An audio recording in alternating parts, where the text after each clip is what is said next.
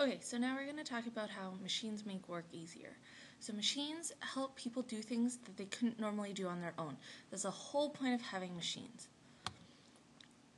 Mechanical advantage. So a machine makes work easier for you by increasing the amount of force that you exert on an object. This produces a mechanical advantage, which is the amount of force that is multiplied by the machine.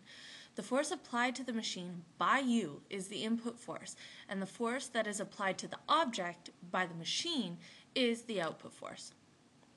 So to calculate mechanical advantage, the mechanical advantage of a machine is the output force divided by the input force. So there's our equation. So just like it's stated above, the mechanical advantage is the output force divided by the input force.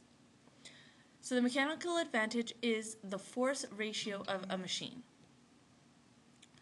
So the force output divided by the force input, where force is measured in newtons. The more a machine multiplies the force, the greater its mechanical advantage is of the machine.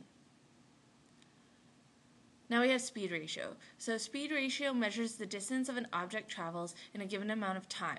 The measure of how a machine affects its speed is called the speed ratio. It is calculated by dividing the input distance by the output distance. So how to calculate speed ratio? Just like I said before, speed ratio is input distance divided by output distance. Or the distance input divided by the distance output, where distance is measured in meters. So using the formula provided, you can calculate the speed ratio of any device. Less force but greater distance. You do not get something for nothing. So when using a machine, the advantage is gaining force, and it is offset by the disadvantage of losing distance. So an inclined plane makes it possible to lift heavy objects using a smaller force.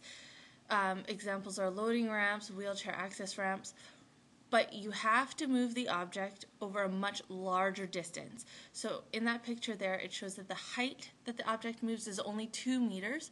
That would be the output distance, but the distance that we need to travel, or the input distance, is the 12 meters. That's the distance that the load moves.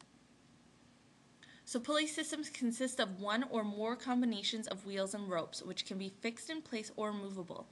Pulleys help to lift larger loads. So to calculate the mechanical advantage of a pulley, you count the number of ropes or cables supporting the load.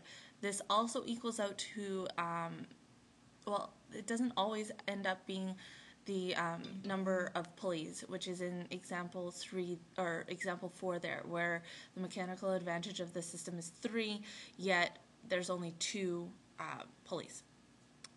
Anyways, hope you enjoyed. We'll be having a next video.